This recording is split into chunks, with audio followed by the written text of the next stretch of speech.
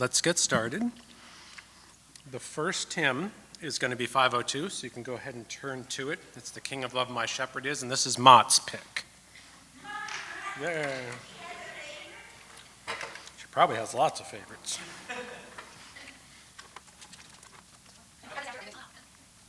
I wanted to go back to last week for just a minute.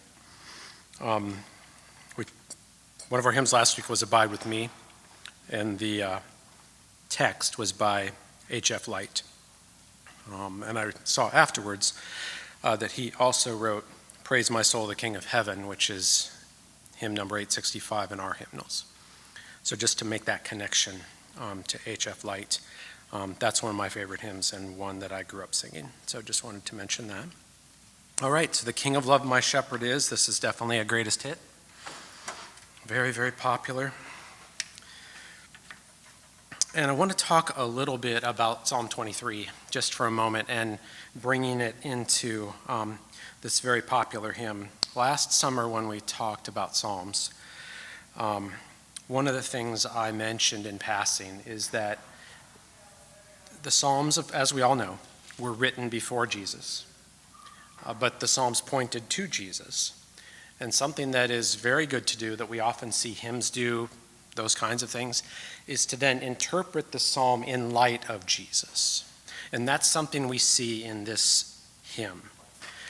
So a couple examples of that are, and just to say, not to be forgotten, in John chapter 10, Jesus calls himself the Good Shepherd.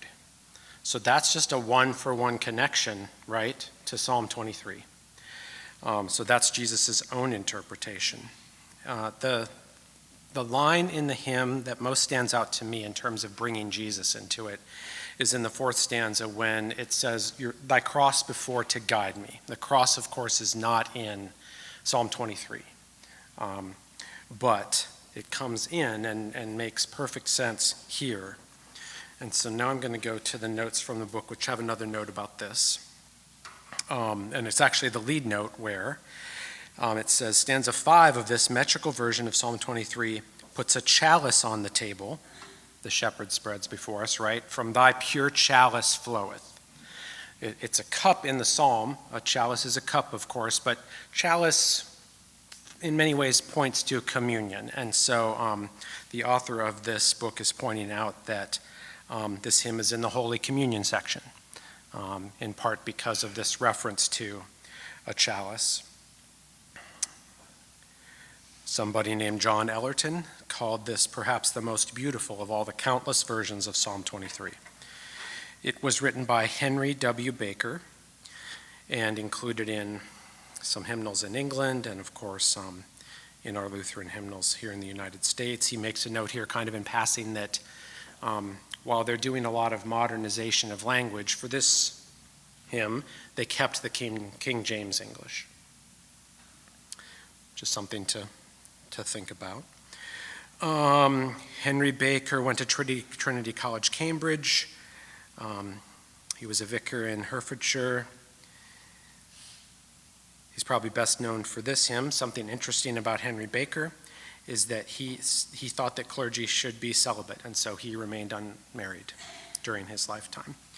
Another hymn that he wrote, or actually translated, that we have in our hymnal is Of the Father's Love Begotten, that we sing at Christmas time, and that's a really great hymn, and of course a great translation. And so here's a little vignette about Baker that says that his last audible words on his dying lips were the third stanza of The King of Love My Shepherd Is. Perverse and foolish oft I strayed, but yet in love he sought me, and on his shoulder gently laid, and home rejoicing brought me. So that's a nice story there about the hymn. In terms of the tune is named, the tune that we're using is named for St. Columba, who's the Irish saint who founded monasteries and via the island of Iona brought Christianity to Scotland.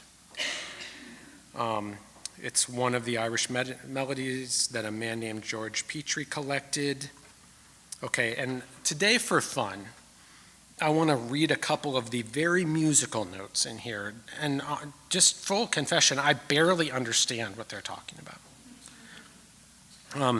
Robert, I would say if you want to say something briefly about it afterwards, you can, but my point is not really for us to understand it as much as to just kind of hear it and go, okay, that's in there somewhere. An arch-like tune in which the triplets drive to the dominant and set up the peak on the high tonic. It probably comes from the 18th century, so that's the main musical note in this one. And it's also almost certain that Ralph Vaughan Williams, who's a famous English and maybe Welsh, actually, composer, changed the tune at one point to move away from the original tune and to introduce the triplets. Anything you wanted to add? No. Okay. Drive to the dominant and set up the peak on the high tonic, so there you go. Apparently there is a more widely used tune, statistically, called Dominus Regit Me. I listened to it, didn't ring a bell to me, but I think statistically it's in more hymnals than our Columba tune that we sing. Any comments or questions? All right, Mott, let's sing it. Yes, absolutely. All 6 verses. Let's see.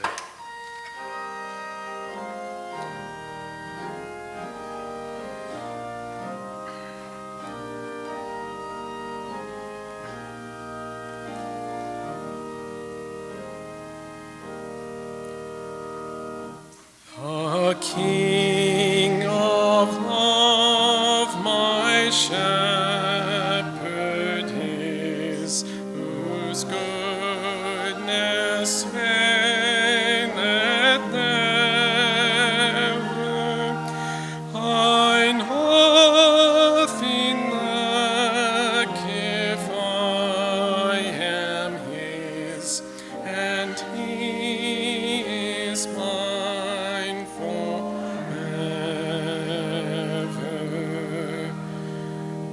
Where streams of living water flow, my ransomed soul he leadeth, and where the verdant pastures grow, food celestial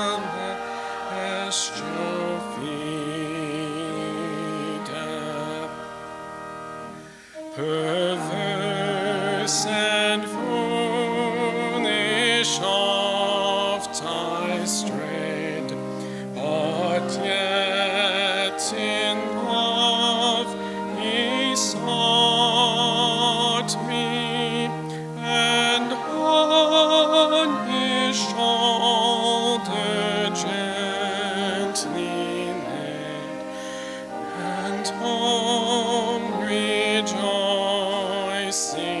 brought me.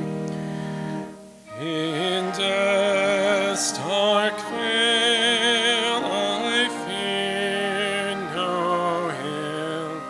With thee, dear Lord, beside me, thy rod and staff my comfort still, thy cross before to guide me. Thou spreadst a table in my sight, thine unction grace bestoweth, and oh, what transports of delight from thy pure chalice flow.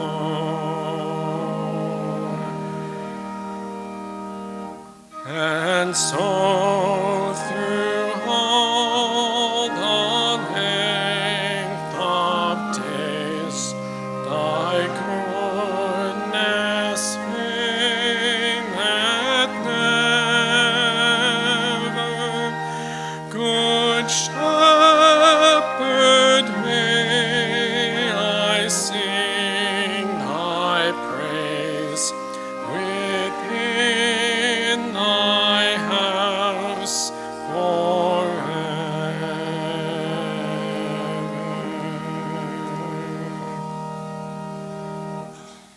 Good pick, Mott. It's a beautiful one. Next hymn is 715, Christ Be Our Light. This was picked by Sharon. And I have less to go on for this one, I think maybe because it's still in copyright and it's also a newer hymn. 715. All right, Bernadette Farrell was born in 1957. That's comparatively young for hymn writers in the ELW. And she wrote the hymn and the tune. The hymn is structured so that the stanzas press from longing for the signs of the kingdom of God to us as its servants and signs. The refrain that follows is a petition that Christ would be our light and shine in our hearts as the church is gathered by that light. And it says here, if Cooney's paraphrase of the Magnificat at 723, and that's the Canticle of the Turning, if you remember that paraphrase of the Magnificat, and it's a very prophetic paraphrase, very much like in your face, things need to change, God is in charge. So the author of this book compares that paraphrase and its prophetic cry to this prayer, more of a prayer here by Farrell that is a priestly yearning. Bernadette Farrell is a liturgical composer in Great Britain who has been part of the church's liturgical renewal since the Second Vatican Council. And if you don't know your church history, that means she's Catholic. And we have a lot of Catholic hymns, or at least authors, in our hymnal. She was a member of the St. Thomas More Group in London. She's written tunes for this other person who also has one hymn in our hymnal and has published music for children. Okay, so as I mentioned, Bernadette Farrell also wrote this tune. The author here says it's a gentle one that begins in E minor, moves to the dominant of the relative G major, and then brightens to G major itself for the refrain. Major is not necessarily brighter than minor, but here the lower tessitura of the stanzas, whatever that is, and the slightly higher tessitura of the refrain combined with the key change to make the contrast. The stanzas move from low B to a high C, and the refrain moves from D to D.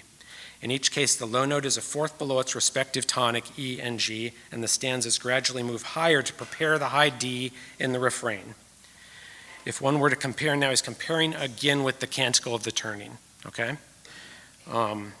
If one were to compare the tune with Star of County Down, which is the tune used in the Canticle of the Turning, the tune of Cooney's paraphrase of the Magnificat, we already talked about that. These points might be made. This is kind of strangely interesting. Both have exactly the same range. Both begin in E minor, but though both tunes proceed to a higher pitch, Christ Be Our Light gets there pulled with a theological yearning by the end of the lines, while Star of County Down is driven by a prophetic punch at the beginning of the lines, so that range is not about destination in the same way. So again, like I sort of get what he's talking about. That's not something I would ever come up with on my own, that's for sure. And then he says, in terms of the approach to hymns, neither is better nor worse. This is about the both and of hymnity's genius, in this case to express both the priestly and prophetic dimension of the Christian faith. Comments, questions?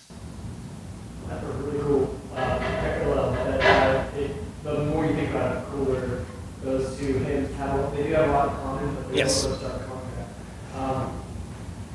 Could we maybe think the 723 was it after we do this? That's up to the boss, Mott. He wants to also sing the other one. We've been talking about the Canticle of Turning after this one. I'll give you the number when we get to it. Okay, cool. But for now, we're on Christ Be Our Light, which is 7:15, and we're ready for that when you are. Yes, ma'am.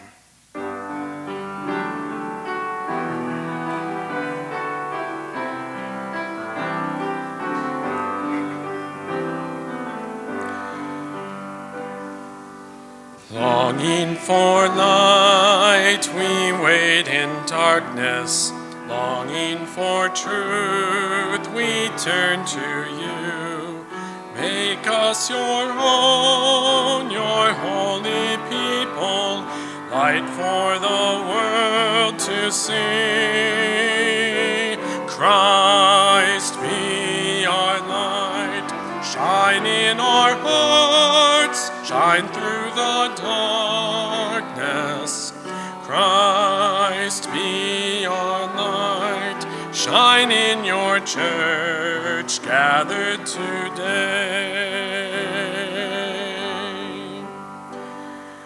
Longing for peace, our world is troubled. Longing for hope, many despair. Your word alone has power to save us. Make us your living voice. Christ be our light. Shine in our hearts, shine through the darkness. Christ be our light. Shine in your church gathered today. Longing for food, many are hungry. Longing for water, many still thirst. Make us your bread, broken for others, shared until all are fed. Crescendo. Christ be our light, shine in our hearts, shine through the darkness. Christ be our light, shine in your church gathered today. Longing for shelter, many are homeless. Longing for warmth, many are cold. Make us your building, sheltering others, walls made of living stone. Christ be our light, shine in our hearts, shine through the darkness. Christ be our light, shine in your church gathered today. Many the gifts, many the people, many the hearts that yearn to belong. Let us be servants to one another, signs of your kingdom come. Christ be our light, shine in our hearts, shine through the darkness. Christ be our light, shine in your church gathered today.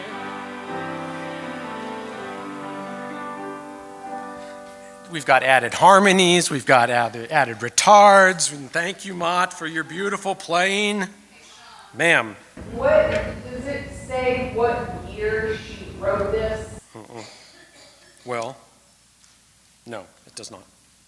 But she was born in 57. Yeah, so I just, yeah, oh, copywritten 93. Okay. I was just wondering with the lyrics, like what was going on in the world at the time to kind of tie it together. 93, yeah. Lots of bad stuff, like every other year, right? Just being silly. But yes, good connection to make. Thank you for that. And how very appropriate is it for today? Yes. Last week's especially. Like, right, yeah, exactly. I mean, I heard this morning you did another shooting in Birmingham, Alabama with 7 people. Oh my God. That's very appropriate. Is someone else going to say something? I chose this one because it was new to me. I was not familiar with this one, but when I had COVID, I was in the emergency room. And Caroline, she was walking outside, and she couldn't come in. And she gave me to make sure I had my phone, and I called everyone who had one thing. Oh, sweet. That's great.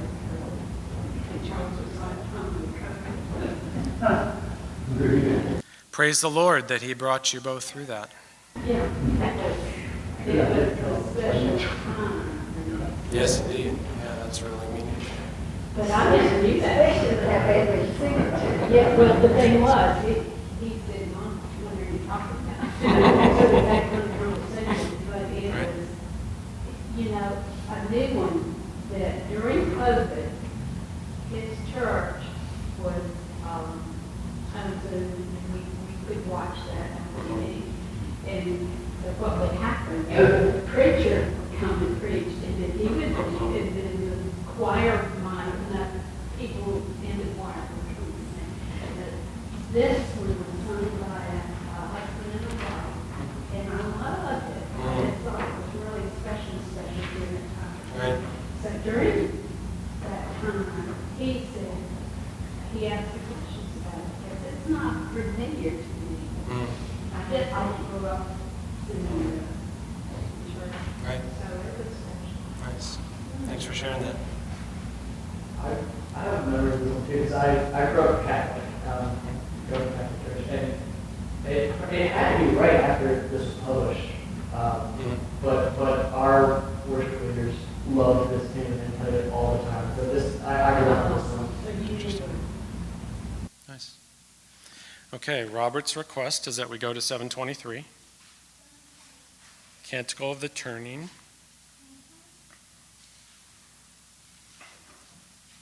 I was going to say, is it piano or organ? It'll help us compare if they're both on piano.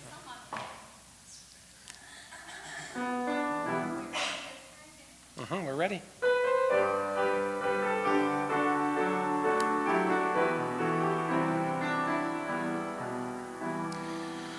My soul cries out with a joyful shout that the God of my heart is great. And my spirit sings of the wondrous things that you bring to the ones who wait. You fixed your sight on your servant's plight, and my weakness you did not spurn. So from east to west shall my name be blessed, could the world be about to turn. My heart shall sing of the day you bring, let the fires of your justice burn. Wipe away all tears, for the dawn draws near, and the world is about to turn. Though I am small, my God, my all, you work great things in me. And your mercy will last from the depths of the past to the end of the age to be. Your very name puts the proud to shame, and to those who would hear you yearn. You will show your might, put the strong to flight, for the world is about to turn. My heart shall sing of the day you bring, let the fires of your justice burn. Wipe away all tears, for the dawn draws near, and the world is about to turn. From the halls of power to the fortress tower, not a stone will be left on stone. Let the king beware, for your dust is there, there's a tyrant from his throne.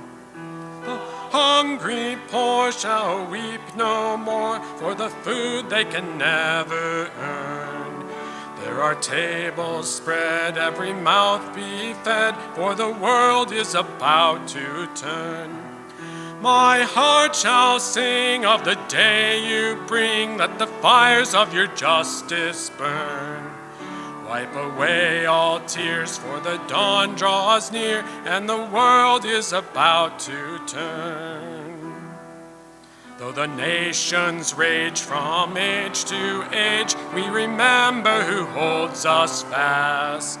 God's mercy must deliver us from the conqueror's crushing grasp. This saving word that our forebears heard is the promise which holds us bound, till the spear and rod can be crushed by God, who is turning the world around. My heart shall sing of the day you bring. Let the fires of your justice burn. Wipe away all tears, for the dawn draws near, and the world is about to turn. Thank you, Mark. It was interesting to me to sing that song and the prophetic voice that it has, but thinking about that Mary being the one who says it, right? This is a girl in Palestine with no power, no anything, right? And for this prophecy, for this praise and poetry to be in her mouth is really amazing. Not in a position not to have anything. She was put in a position that put her in. Completely compromised position where the assumption would be that she had done something wrong. Surely.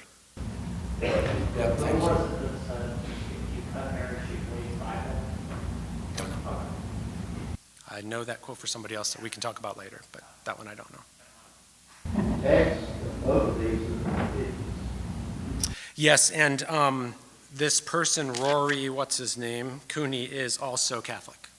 So just lots of interesting things to compare between these two hymns. CIA publications is out of the Catholic. Okay, I did not know that, but that's helpful, thank you. Awesome, okay. Well, next hymn is 858, and this is my pick. This is Praise to the Lord the Almighty. 858. I was thinking of the beliefs. I was thinking of How did I do? that. That's pretty good. Your mom and I had it at our wedding, for one thing. Okay, so the notes from the book. It says that the hymn, and again, those are the words. If you're like me, you might have trouble keeping that in your mind, but the hymn is the words and the tune or something else is the tune. It says that it's based on the first 6 verses of Psalm 103 and then Psalm 150. Joachim Neander included in it 5 stanzas originally, but then Catherine Winkworth is the translator, and I'll have more to say about her in a minute. She omitted stanza 3. I don't know why. Her 4-stanza version has become standard in English, and that's, of course, the one that we all know. And then the author of this book gets into a little bit of comparing Neander's original text and what Winkworth wrote, and sort of some criticisms of the translation that are, okay, I guess. So for example, at the end of stanza 3, Neander does not say, if with his love he befriend you, but rather, who with his love he befriends you. Now, I think it's safe to assume that Winkworth didn't mean, God might not befriend you with if, but there's a little more precision in Neander's and to the original end of verse 3. What else? And then Neander did not say, all that has life and breath come now with praises before him, which I don't think is a bad line at all.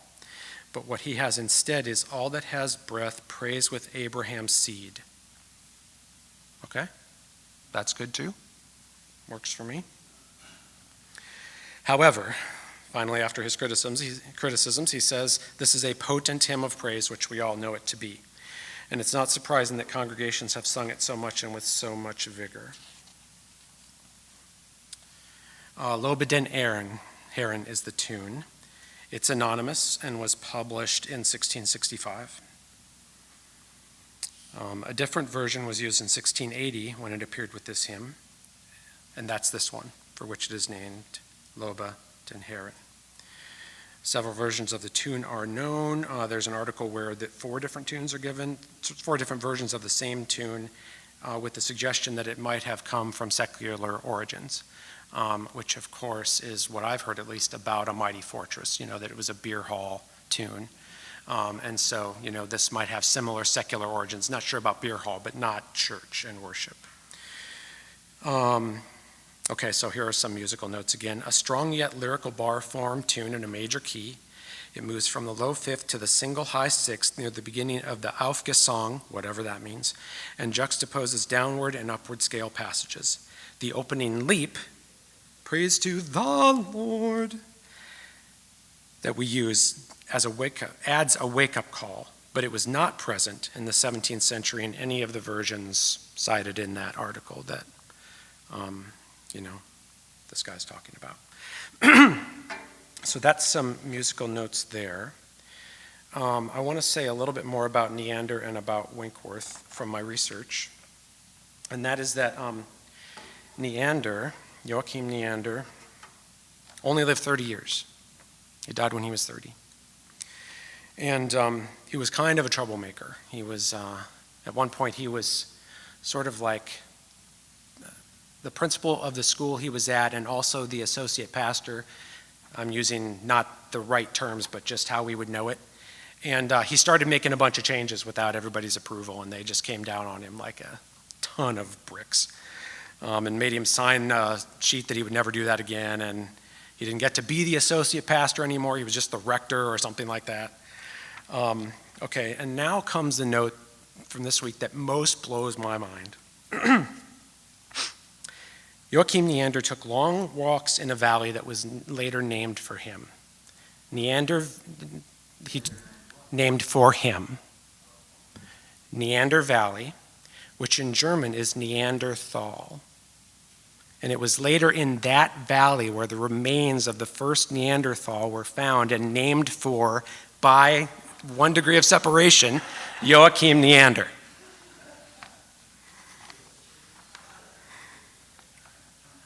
Crazy. Okay, a few notes on Catherine Winkworth, the translator. She was the premier translator of German chorales into English in the 19th century, and so important in some ways that she's recognized in the ELCA church calendar on July 1st. There are 2 translators, and she's one of them. So just remembering, her contributions to the church in terms of translating German music into English. And then one more note. Sorry, go ahead, please. While we're talking about the translation, if you pay attention to the rhyme scheme, it's so good. Because it's A, kind of rhyme scheme. First line, second line, there are 2 smaller rhymes from the third line, and then the last line rhymes with the first 2. But the rhymes are not just the last syllable, it's like the last whole word. And so with creation, salvation, adoration, raising, sustaining, and ordaining. The rhyme scheme is all. It's so good. Nice. Very good. So then one more note on this before we sing it, and that is that Bach included this motif in his choral, what's the right word? I left it out here. It starts with C. Anyways, it's called Loben and Herren, den Machtigen König der Ehren, which is the same first line. I listened to it this morning for fun, to just hear the motif. You can look it up. It's BMV 137 in the Bach catalog, if you want to search for it that way. One way you could find it if you were interested is if you go to the Praise to the Lord the Almighty page in Wikipedia. It's got a bunch of this stuff, including Neander's translation versus Winkworth's translation, and then talking about how Bach also used the motif in his chorale. That's what I was trying to think of. Chorale. Comments, questions about Praise to the Lord? I was looking at the other. Yes. 859. Yes. And the words in that. Yeah. It's slightly different, but it's a translation. Yes, and I think this guy refers to it actually. Cast in, and there's just a couple sentences so I can see if there's anything interesting. 859 is Winkworth's 4 stanzas cast into inclusive and lyrical language that nicely matches the tune. In this version, Neander's sense is retained in the 3rd stanza. Infinite love here befriends you. So we kind of talked about what, that Neander said in his version, who with his love befriends you. So infinite love here befriends you is maybe a better adaptation there. Good. Yeah. One more cool occurrence of this melody. There's a piece by Renee Clausen, French composer, called "All That Like Crazy the Lord," and it starts off with this big like fanfare. But then in the middle, there's this like it's aleatoric is the word for it. People singing kind of their own pace. It's like they're singing together, but not at the same time. Kind of rapid. Yeah, it has a very cool effect of like all creation. Yeah. You know, and then while that's going on, there's a solo that sings this melody. And then it goes back to the back there. Very cool piece also. Yeah, we sang it in college, and I'll look it up if I can find a copy. I know I have one, but I don't know if it's on the internet. All That Hath Life and Breath, and my friend Audra sang the solo. Life and breath. Super. Other notes? Renee Clausen, at least for some time, taught at Concordia College in Minneapolis. And that's another example of something I mentioned before, which is the Lutheran Midwestern choral tradition. Best known school there is St. Olaf, but there are other schools also that partake in that tradition. All right, we're ready, Mont.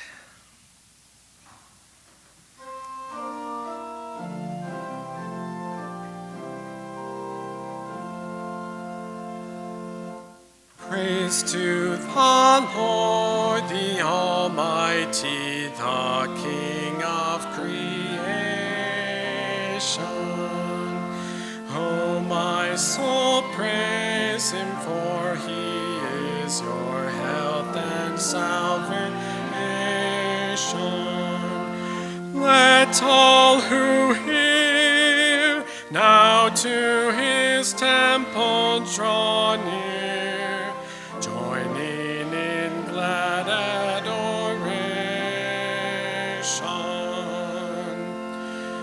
Praise to the Lord, who o'er all things is wondrously reigning,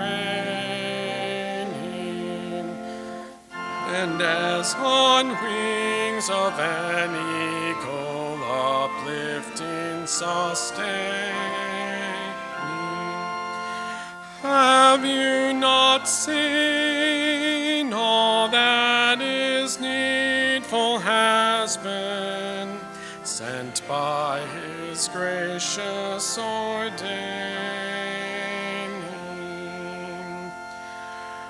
Praise to the Lord, who will prosper your work and defend you. Surely his goodness and mercy will daily attend you. Ponder on what the Almighty can do, if with his love he befriend you. Praise to the Lord, oh, let all that is in me adore him. All that has life and breath, come now with praises before him. Let the Amen sound from his people again, gladly forever adore him. Yay. Please. The soloist when my kids did it at school was oral scholar Bernadette Farrell. Very nice. That's what I had planned for today. We got out a little bit early and it went sort of fast, so we're done early. But I just want to continue to thank Mott for her beautiful playing at all times and in all places.